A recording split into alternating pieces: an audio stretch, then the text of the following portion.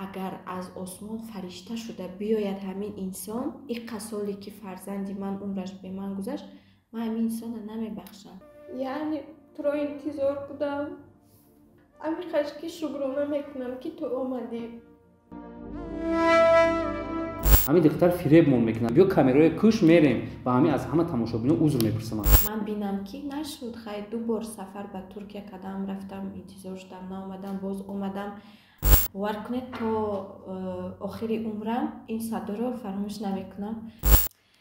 Yine hasretle bir güne giriyorum hayalinle, aklımdan çıkmıyorsun belalım. پس از مرگ نیکروز من در چندین نوارها دیدم که شما همراه مادرش هستید. دوستی شما ادامه دارد. مهاجران عزیز، حجت‌هاتون وجود است، نمیدونید که حجت‌های خود رو سریع وقت در کجا تحقیق کنید. من با شما یک آدم باوریناک رو توصیه می‌کنم که 2 سال شد با ما همکاری می‌کند. شرکت بخا می‌تواند در یک مدت کوتاه هفته حجت‌های شما رو در خط سرحد بذارونده شما رو به منزلتون رساند. زنگ زنید فقط. اپا و خواهرو چه خیلی که ما با شما کار در شرکت فابریک پیشنهاد میکردم، کدامی که شما رجیستراسیون میشدین 500 روبل تحفه میشید. این اکنون وقت رسید که 1000 روبلی به شما تحفه میکند. فقط به شما یک تلفن موبیلی، واتساپ، اینترنت در کره که شما میتونید که رنگ مدینه در مدت 3-4 ماه با زینه‌های زلات‌های دایرکت فابریک اومده برسین. مدینه بانو خودش زلات‌های دایرکت فابریک که شما را میتونه که باقلاهای بالام با زینه دایرکتری برده برسونه. شخصانی که با زینه دایرکتری فابریک رفته میرسد از طرف مدینه بانو یک چله طلا تحفه میشد. همچنین چندین تحفه‌های دیگر دارد که شما را هوسمند میگرداند. خودی حاضر با واتساپ مدینه بانو مراجعه کنید، کار در مدت 1 یا 2 روز با شما میفهمند. یک چند دخترهای شناسی ما هم بودن که ما توصیه دادیم تا حاضر کار کردن، کمی در کم از 10,000 سومان زیاد معاش میگیرند. مرحمت این شانس را از دست ندید، خودی حاضر با واتساپ مدینه بانو مراجعه کنید. فقط زنها.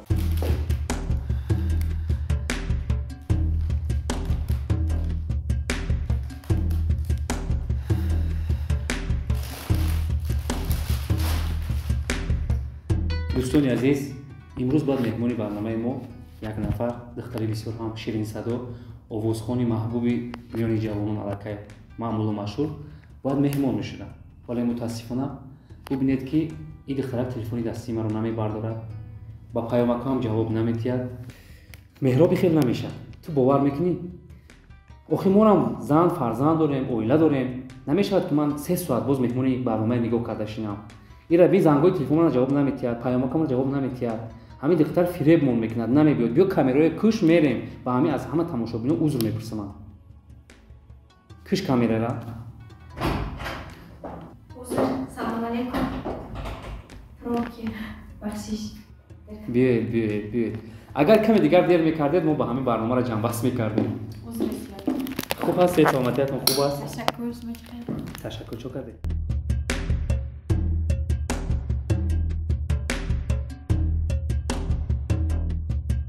اگر شما نفهمید من این گل رو دوست دارم.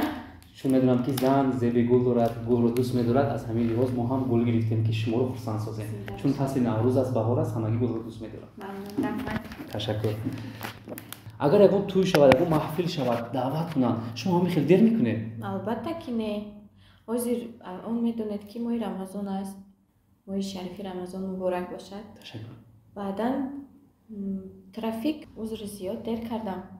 شما باور میکنید من 1 ساعت باز انتظار شدم، عصبانیم با اینا شاید کار کردم که جنگ شدم. باور میکنید خیلی شما زیبایی شما رو دیده عصبای من کمی آرام شدم. تشکر. چه حال دارید؟ خوب هستید؟ شکر خدا خوب. 1.5 سال باز ما با هم نبودیم، روبرو صحبت نکرده بودیم. بله. با فکرم نوگانی ها شدن در حیات شما. هم نوگانی ها شدن، هم کمتر خودم رو دم دادم. یعنی بیاید اولا سوال رو شروع میکنیم از 1 سال خاموش بودن شما. یک بار چی سبب شد که از صحنه رفتید؟ خونشین شدید و همین خود رو گم کردید از همه جا؟ من خودم رو فقط یک لحظه دم دادم که به خاطر که سرکنجان پسرم، بله فرزندم 1-2 مدت از آلمانیا به لندن کوچیدن تا مکتب اونها جا به جا شدن. من بسیار غم خوردم، بسیار برایش غم می‌خوردم که کی مثلا من بینم و یا که فهمم مقصد در تماس میبرومده باشد نمیبرومده باشد. فقط تشویش فرزند، فقط تشویش سرکنجان بود. بعد خیلی شکر خداوند حاضرساز مکتب میخواند. امین چخیلی که در آلمانیا درسش بود و زندگیش میرفت، امین تا روزی در بریتانیا زندگیش پیش میرد. یعنی که اونها از ترکیه به بریتانیا رفتن؟ نه، و در ترکیه نبودن، و در آلمانیا بودن. از آلمانیا به بریتانیا رفتن و لندن زندگی دارن. در تماس هست با مادرش؟ با من نه، وای من رو گفتم وای یک بار برنامه پیشترتون آخرین برنامه کرده بود، مادر گفته صدا کرد باور کنید تا آخری عمرم این صدا رو فراموش نمیکنم. دیگر زنگ ویدیو گپ نزدیم، فقط با عمش بیبیش گپ میزنیم. از احوالش پرسان میشه؟ از احوالش همین برای من مهم سلامتی فرزندم، زندگی پیشرویش، دیگر هیچ چیز. راستی گپ من با امید بودم که اونها مرا فریاد میکنن و من سفر میکنم. چند بار ترکیه فریاد کردم، 2 سفر رفتم نه اومدن، از بس که خودشون اقامه میگن چی میگن از همین چیزو مشکلی داشتین برای دیگر دولت کوچیدن. من هم انتظار بودم که کی مقصد همین کارو حل شود و من بینم که نشد. خیلی 2 بار سفر به ترکیه کردم، رفتم انتظار شدم نامدم، باز اومدم. از بس که تشویش پسرم خیلی میارزد رستم جان، برای که فرزند برای من یکم جا میستد. بله. سند رو دم دادم، در زندگیم بسیار نویگری شد. خیلی این مخفی است. پیش که میگم پیش گفتم یک بار تماشاگران عزیز، از بس که عصبهای من نهایت خراب شده بود و من مهمانی برنامه رو به شما معرفی نکردم. منظور خان سعید و شما الان شناخته. ما 2 مرتبه برنامه کرده بودیم. با وجودی اوزخان بودن، مادری 3 فرزند هستند. دخترچه نازنینشون در برنامه اشتراک کرده بود، همگی یاد داره. و با وجودی این فرزندشون سرکنجام که اون زمان 8 سال یا 9 سال داشت، فکر میکنم کلمک شده است. از مادر گرچند جدا است، اما دوری فرزند رو این مادری عزیز زیاد در برنامه ما نقل کرده بودن، اشک ریخته بودن و امروز ما خواستیم که به برنامه دعوت کنیم و ببینیم که مادر و پسر به دیداری هم رسیدن یا نه. الکی نقل رفته ایستاده است. ما حالی مهمان ما رو به مردم معرفی نکردیم. عذر زیاد. بار دیگر خوش آمدید. بیاید دوامی صحبت را شروع کنیم. بعداً چی شد؟ تشویش‌ها رو یک طرف که ناگهانی‌ها زیاد شدن. بله. منظور بانو شما کوشش نکردید که به نزد سرکنجام روید، جستجو کنید، پیداش کنید؟ البته کوشش کردم. گفتم که به ترکیه سفر کردم، استانبول بسیار زنگ‌ها بود، بسیار مسیج‌ها بود که ما تیار تو بیا ما میبیم. ما رفتیم نه اومدن. بعد سببش رو فهمیدم که مقصد از آلمانیا به بریتانیا میکوچیدن برای همون چی میگن پاسپورت، دکومنت ها، اقامه هاشون پروبلم داشتین، مشکلی. تا اینا حل شدن من انتظار بودم که ممکن میبیایم، نه اومدن. من دیگه سفر با تاجیکستان اومدم دیگه. شاید روز سرکنجام کلام میشود و با جستجوی مادر میآید، با جستجوی اپاش میآید، خود دادرکش میآید. این رو الهی مهربان میداند. فقط باور دارید روز در شما رو میکوبد و مادر جان من اومدم گفته صدا میکنم. البته من هر در دعایش هستم، در دعای هر 3 فرزندانم هستم که عمر دراز و پر برکت بینن. فقط پیشرویشون میخوام. یاد میکنید؟ البته. چطور یاد نکنم؟ بله. یک سولی ترکی بسیار هم پر علم سرایده بودید و تماشاگران ما از شنیدنش حلاوت برده بودند. نه باشد باز هم خوب میشه. نه اینای هم همون یکی از حافظان ترکو خوندگی هم. فقط خوشم میاد همین بیدای ترکی. چرا بیشتر سرودهای ترکی میسرایید؟ برای که حالا هم سابق شوهرتون رو دوست میدارید؟ نه. پس چرا سرودهای احترامش میکنم. امین یادآوری که در ترکیه بود، شوهر که از اونجا کردم، بسیار یادآوری برای همین از همون بیاد بهترش زمزمه بپین همگی میشنویم. البته. Yine hasretle bir güne giriyorum hayalinle, aklımdan çıkmıyorsun belalım. Sensiz geçen akşamlarda, yine başım belalarda, mutlu musun oralarda belalım? Belalım ya ben çiçeğim belalım, aşkım gerçeğim belalım. hep sevdiceğim belalım. Ah yaralım belalım, yaban çiçeğim belalım. Aşkım gerçeğim belalım, hep sevdiceğim belalım. Ah yaralım. офарин бисёр ҳам садои дилнишин доред манзурабону ва мегуфтед ки забони туркӣ балад ҳастед. Бале. Турки, курди, англиси, руси, яъни араби кам-кам. мазмуни ин суруд дар бораи чӣ буд? бо ҳасрати боз як рӯзи дигар мегӯд бо хаёли ту, худамро бо хаёли ту тасаввур намуда гашта истодаам. Ту дар он ҷо хурсанд ҳастӣ, хушбахт ҳастӣ. Чӣ қадар мазмуни баланд дорад. яъне ташаккур. ва манзурабону дар ҳаёти шумо дар ҷои аввал чӣ меистад? дар ҳаёти ман яъне аз оила бошад, оила меистад. Дар зиндагии ман фақат озир дар якум ҷо санъатам меистад. Модарбузургам ки дигар шаҳр кӯчидан, Регар, дар ёдатон бошад, барномаи пештара, унҷа мактаб хондем, унҷо низ домкультура. Баъд намедонам, аз дилам вай омад. ранги шумо корреспондент, журналист. Оста конвенсия ҳуқуқи кӯдак хондам, конвенсия о правах ребёнка. баъд майда бо дар телевизион кор кардам. некам амин хун дар санъат мекашад, бовар кунед. барои амин барои ман якум ҷо ин санъат аст, ин саҳна аст. дар бораи конвенсияи ҳуқуқи кӯдак гуфтед, як чӣ ба ёдам омад. хато накардам, синфи 7 ё 8 мехондам. модарам ҳар гоҳ ба хона дер меомадам, маро бо химчак мезад ва ман ҳамон вақт ҳуқуқро дӯст медоштам ва конвенсияи ҳуқуқи кӯдакро мехондем ва модарам хитоб карда мегуфтам, ман шуморо ба суд медиҳам. ва конвенсияи ҳуқуқи кӯдак омадааст ки ҳақ надорад ки модар фарзандашро чунин бо чӯб шапад. ман хеле боноҳақ будам, модарам ҳайрон мешд ки кӯдак аллакай дар ин синни сол. бовар кунед, хеле ҳам хуб. ва ҳаёти шумо ки пур аз дарду ғам сипарӣ шуда буд. мо дар барномаи пешин хеле ҳам афсурдахотир шуда будем, ғам хӯрда будем. модар ғами шуморо таҳаммул карда буданд? ой, модарам ҳамеша дуогӯй ҳастанд. ҳар чизе ки ман мегӯям, интихоб мекунам, худашон медонанд ки ман ҳамеша раҳи дурустро интихоб мекунам. мисол гирем, агар ман дугона боз нестам, мисол бисёр ҷои ки нодар кор, унҷа намерам. кор, хона, фарзандом, зиндагӣ мисол. барои ҳамин хайр мешавад, фишорашон баланд мешавад, гиря мекунанд, танҳо дида мемонам як. дар рӯи ҷойнамоз бисёр дуо мекунанд. сипосгузорам аз модарҷонам. аз ҳамин сабаб маълум шуд ки шумо бо ҳунармандон, бо сарояндаҳо наздик нестед. аз ҳамин сабаб аст? Не, аз ин сабаб нест.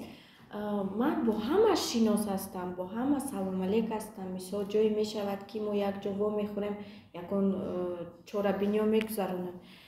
лек бисёр ки барои истироҳат шиштан, мисол ин чизоба ман вақт надорам. рости гап, фақат кор. агар донед ки фарду охирин рӯзи ҳаёти шумо аст, чӣ корро анҷом медодед? ҳаст коре ки анҷом надодаеду мехоҳед анҷом диҳед? фақат сарканҷонро дидан тамом. ин орзуи шумост? ин орзуи ман аст. баъдан консерти бузург мехоҳам дошта бошед. бале, ягон иншоалло ки ман медонед ки аз дасту пои худам минатдор, аввалаш аллои меҳрубон, баъд инсон худаш ҳаракат карда истодам, сурудома нав кунам, замзама кунам, як албоми нав ташкил карда консерти калонтиам ба бахшида ба худораҳмати Некрӯз Ниёзов. аз Некрӯз Ниёзов ёд кардед. дар ҳақиқат як овозхоне буданд ки асил буданд. бо вуҷуди ҷавон буданашон беҳад сурудҳои пурмазмун месароиданд, ҳамагӣ дӯст медоштанд. вале марг аллакай ба домони худ кашид ва ин ҷавон аз байни мо рафт. ва анамон муҳаббати Некрӯзро шумо фаромӯш кардед? Не, албатта. ин инсон фикр мекардам ки мисли фаришта буд. бовар кунед, барое ки ягон бор аз тарафи ҳамин Некрӯзҷон ба ман гапи ғалат омадагӣ нест. ҳурмату эҳтиромаш аз рӯи миллион буд. ман گفتم که از پدر و مادرش منت دارم که انسانای خوب فرزندانشون رو خوب تربیت میکنن که در بین عامه یعنی آدمون خودشون رو میدونن چطور رفتار کنن، چه زن رو احترام کنن. خفه نشوید مردهایی که هستند که زنها رو احترام نمیکنن. در برنامه پیشترتون گفته بودم، نقل کرده بودم. برای همین یکی همین انسان در دلم جا گرفت. هم دوست بودیم، هم خودتون میدونید مثال فراموش نمیشود این انسان. هر در نمازم هر در حقش دعاگو هستم. میگویند که ترک عادت امری محال بودن حالتی که شما با او عادت کرده بودید، به حرفایش با بودنش و یک بار از بین رفت. باور میکنید تا طول 1 سال پیش من صدایش رو از تلگرام صدایش به من بود. بله. بعد مادرم گفت که خودت رو عذاب نده، مقصد همین چیزو تو رو استرس میداره، دپرسیون چی در کار است؟ تو دختری با قوت، مقصد خیلی میتونی خودت رو داشته، مقصد خودت رو عذاب نمون، همین چیزو رو کور کن رود. دلتون شد کور کنید؟ دلم نشد. من همین یک جا به موندگی ایستاده است، همون تلفن کتی گوشه کتی ایستاده است، یکیم دیگر گوش نمیکنم، برای که میدونم که بازیق میشم. از این طرف پسرم، از این طرف آدمی که آخرین بار با من بسیار ملاقاتی وای داشت یک جا بودیم. بله. برای همین پس از مرگ نیکروز من در چندین نوارها دیدم که شما همراه مادرش هستید. دوستی شما ادامه دارد؟ بله. اوزی با فکرم که مسکو رفتگی هستن، اگر آمده باشن نمیدونم، نه که ما هر ایدی مادر هر چیزی که هست من تبریک کرده میستم، نامه‌ام باشد من فراموش نمیکنم، برای که انسانی خوب است. مقصد با این خیلی انسانا باید سلام علیک کنی، باید رفت و آمد کنی، چون خودتون میدونید که پسرشون با من چقدر دوست بودن. تشکر. برای عاشق شدن قدم اولین رو در حیات شما خودتون میگذارید یا اینکه دیگران؟ نه اکن معلوم است که چی به من عاشق شدن نمیتونه. شما مثلا من دیده عاشق شدن نمیتونه. یک خیزانی هست که مقصد که باید دیدن عاشق میشود، گرچند اون مرد اویله خودش رو دارد. شما چی در حیات شما؟ من نبودم که دونم. میدونید البته مرد بسیار مرد گفته نمیتوند که من تو رو دوست میدارم یا که من تو رو دوست داشتم از یک لحظه دیدن. بله. من انسان چقدر قبول میکنم انسان رو، رفتارش میبینم، گفتارش میبینم. چی خاطراتون تا امروز از یاد شما دور نمیشود؟ حسن خاطرهایی که هر گوه با یادتون میآید؟ بله. خاطره شیرین چیز باشه؟ در استانبول در فلوریا بودیم، بحر. اونجا پدری سرکن گفت که اگر با من شوهر نکنی من رو نگیری، من اینجا تو رو غرق میکنم، چون من آبزیا نمیتونستم. جدی بود که اون نمیدونست وقت دوست میداشت، نه که گفتش نمیتونستم. بعد گفتم seni seviyorum çok seviyorum evleneceğiz, yani تو رو دوست دارم میگیرم. بعد چالان دختر بود. خرسند شد؟ البته چقدر خرسند شده بود. امین فراموش نشنده. لحظه ای که همیشه یادتون رو تیره میسازد، هرگاه مقصد که همون چیز به یادتون آید غمگین میشوید، اشک میریزید؟ البته که سرکن جان. با سرکن؟ بله. دیگر یگان چیز، برای که در حیاتم آدمی که اکای رستم جان از درون زن مردم آدم باز آدم میبراید. این دشوار است. وقتی که کودکت 1.5 سال است تو رو روی میکنن که رو ویزت رو گیر به آلمانیا بیا، فرزندت نزد ما میستد، مقصد دروغ کنن روی کننده به حیات یک زن بازی کنن. خیلی هم دشوار است، باور کنید. از این خاطر هر یک دقیقه که من فکر بروم این فقط پسرم است. تمام دیگر یگام چی برای ما این دنیا، ما مهمانیم در این دنیا، یک دمیم، امروز هستیم فردا نیستیم. از همین خاطر گفتید که پیش از دانی که میموری و چی کار میکردی، فقط آغوش پسرم را این چیز را و شما صبر میخواهیم. رحمت. خدا روز سرکنجام به تاجیکستان آید و باوری البته دارم. در خانه شما رو کوبدو از سورپریزش خرسند شد. انشالله. باوری دارم. زود باوره؟ بله. فریب خورده اید؟ بله. بسیار. در کدام حالت است که؟ از طرفی مردها.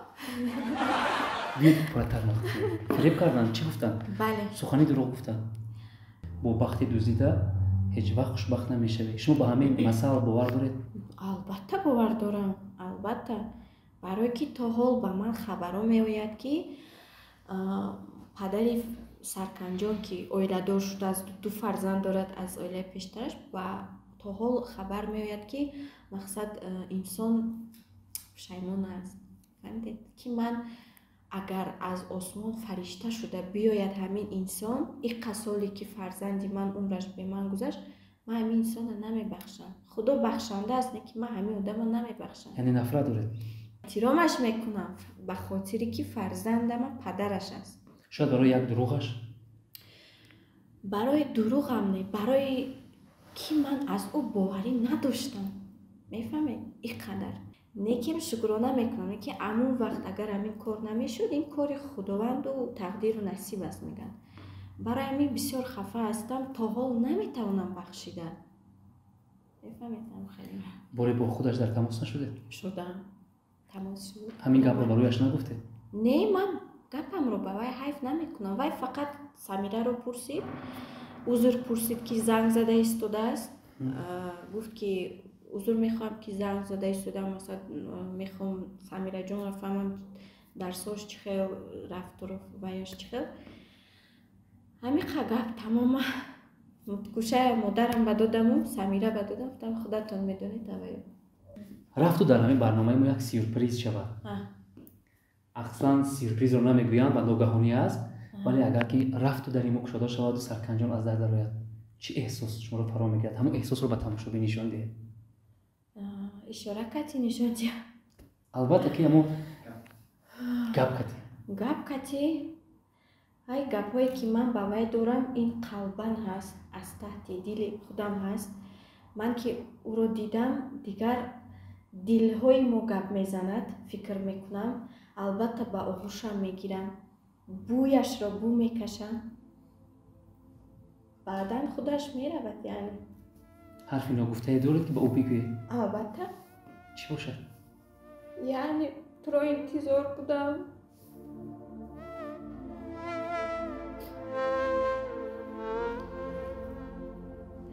همیشه که شکرانه میکنم که تو آمدی. بردوام یعنی صحت سلامت باشی. دانی که مادرت فقط تو رو دوست داشته است. از مجبوری این کارو بودم. تشکر آرام شوید. ما شما رو گریان بود آورده. شما عادت کردید من گریاندن. عذری زیاد میپرسید. در حقیقت درونش پر از الم، از درد است. البته که آسان نیست برای یک مادر. که سوال دیگر همین که شما رو غمگین ساختیم. میخوایم که در همین شبیه ما 4 لیست سرود زمزمه کنید. چی تاجیکی است، چی ترکی فرق نیست. سرود در چی موضوع است؟ در موضوعی که وعده خلافن یک خیل انسانو، یعنی همین رو من دارد سرود نامش نمیبخشم. خیلی 1-4 مصرعش رو میخونم. مرحمت. بعد که تیار شد برامد در یوتیوب کانال در وی بعد بو میفهمید دوامش رو. مرحمت. در سرکی راهی مچی میشینی دیگر، خواهش میکنم نکن مرا خونی جگر. از اول عاشقی مرا زاره کدی، حاضر کی باشد گپ دیگر کار دیگر. از اول عاشقی مرا زاره کدی، حاضر کی باشد گپ دیگر کار دیگر.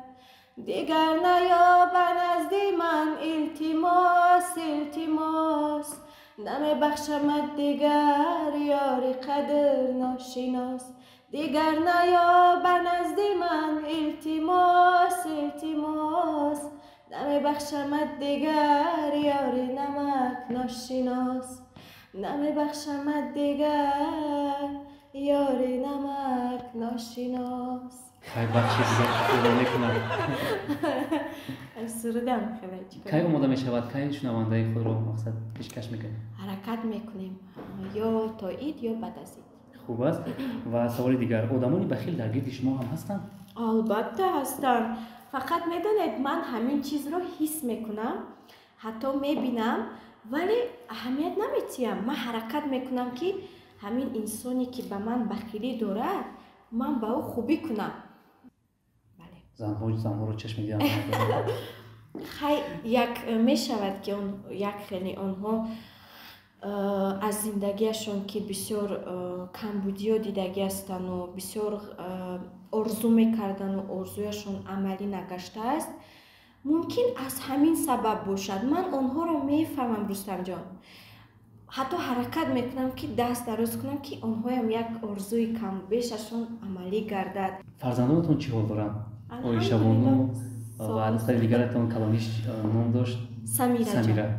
بله. چی حال دارن؟ حال دارن، مکتب خوندم، فقط همین تمام. دخترم کورسی شیرینی پزی رو ختم کرد، باز هم وزیر داخل شوی دندان استоматология حرکت کرده ایستاده است. فقط نه، فقط از صنف نو نمیگرفتن، زوباتехник میگرفتن. از خفرم داودا کرده گشته. آیشه جان یادگیر درس میگیرد، برای صنف یک تیارگری دیده ایستاده است. صنف یک میرود. بله. خود رو دوست می‌دارد؟ من البته چیکار دوست ندارم. میگن که هر نفری که خود رو دوست نمی‌دارد به خودش رحم نمی‌کند. هر کسی خود رو دوست می‌دارد فقط اهمیت می‌دهد. برای خود را از خود می‌کند. البته. شما می‌خواهید دوست داشتن من است. در کارهای خیر شما رو زیاد شاهد گشتیم که می‌روید. دوست می‌دارید؟ البته دوست دارم، چون از خوردی هم دوست داشتم. برای که وقتش بود که مثال من دخترهایم رو یاد دارم، مادرم که سفر کرده بودن از بس که تنقیصی داشتیم برای مشکلی زندگی، آنها در خانه کودکان کلان شدن. یاد دارم دخترهای من رو خیرخواه آمده سنتی کرده بودن. از همونجا خورد که بودم فقط آرزو میکردم که کلان شوم، یک کس رو منم سنتی کنم، یک کس به دستم رسید خانه دار کنم. الحمدلله دخترم هر دوش خانه دار کردم، به آرزویم رسیدم، وزیر کار میکنن. یعنی با آرزوهایم همیشه کودکان یتیم و مقصد که بیچاره رو رفته خرسند میکنید. حرکت میکنم برای که خرسندی آنها خرسندی من است، چون که آنها هم مثل فرزند خودم میحسابم. برای چی؟ سرکنجان دور بودنش کتی، یعنی من فکر نمی کنم که او از من دور است، دلوی من نزدیک است، او فرزندی من است. وقتی که من یک کودکی ناتوان بیچاره بله دست می رسونم، فکر می کنم که سرکن، همون انسان سرکن است. مهربانی خود رو اقلن با کودکانی معیوب یا اینکه جیانهای خودم یا اینکه کسی نباشد. من کودک دوست دارم خودم. تشکر. و ما به تماشابین خود اگر که ما صحبت کردن گیریم فکر میکنم که تو صحبت میکنیم همون قدر مقصد که از نویگری های شما قبض نیم تماشابی ندارد. خدا کند که باز زود مهمانی ما شوید، با همین یک نیم سال پس دیگر نبینیم. نه من حرکت میکنم که سرودای نو کنم. کنسرت با خودتون برنامه میکنید انشالله که میراب جان زنده باشم. بسیار خدمت کردید. تشکر برای گروه‌های زیبا و مردمی تاجیکستانی عزیزمون گفتنی هستم که همیشه خوشبخت و خرسند و سربلند و خانه‌آباد باشند، مهم درجه صحت و سلامت باشند، با کارهایشون بردباری ها آرزومندم. ماه شریف رمضان به همه ما و شما مبارک باشد. نوروز خجسته پیتون مبارک باشد. زنده باشین. تشکر زیاد. تماشاگران عزیز، با صحبت شیرین و گرم و صمیمی منظور بانو توانستند طبع من رو خوش گرداندن. وقتی طبع من خوش است باور دارم که طبع شما هم خوش می شود. تنسیت و خاطرجمع باشید. خیر.